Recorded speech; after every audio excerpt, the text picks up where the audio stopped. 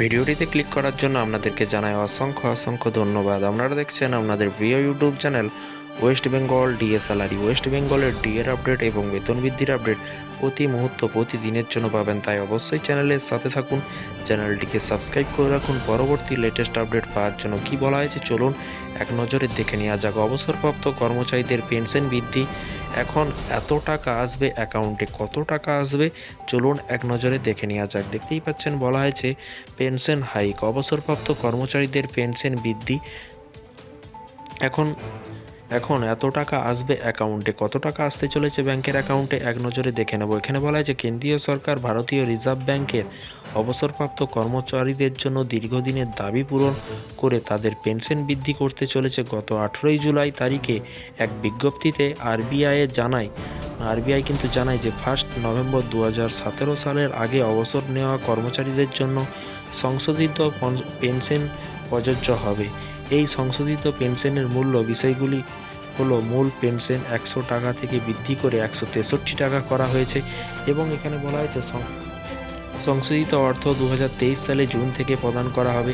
তবে জুনের 2023-এর আগেই কিন্তু আগের সময়ের জন্য কোনো বকেয়া পরিশোধ করা হবে না। এই পদক্ষেপটির পূর্বে কিন্তু পূর্ব মহারাষ্ট্র ব্যাংক অবসরপ্রাপ্ত অ্যাসোসিয়েশন সরকারকে কিন্তু দ্রুত পেনশন আপডেট করার জন্য অনুরোধ করছিল। উল্লেখ্য, কর্মীরা কিন্তু 27 বছর ধরে কিন্তু এই দাবি জানিয়ে আসছিলেন।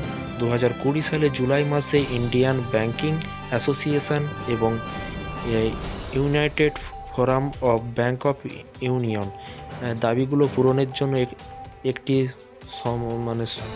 একটি পত্র বা একটি চিঠি বলতে পারেন স্বাক্ষর করে, একটি চিঠিতে স্বাক্ষর করে।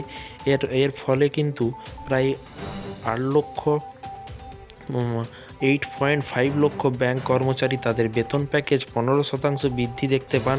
কর্মীরা গত 3 বছর ধরে কিন্তু এই দাবি জানিয়ে আসছিল যে তাদের বেতন বৃদ্ধি করা হোক এবং 1 নভেম্বর 2017 পর্যন্ত বেতন সংশোধনের জন্য ব্যাংকগুলিকে প্রায় 7,900 কোটি টাকা বহন করতে হয়েছে। পেনশন প্রকল্পটি 1995 সালে ব্যাংকগুলিতে চালু করা হয়েছিল। এরপর থেকে কিন্তু 8টি শিল্প মজুরি চুক্তি স্বাক্ষরিত হয়েছে। এই পদক্ষেপটি আরবিআই ও অবসরপ্রাপ্ত কর্মচারীদের জীবনযাত্রার মান উন্নত করতে সাহায্য করবে বলে আশা করা যাচ্ছে।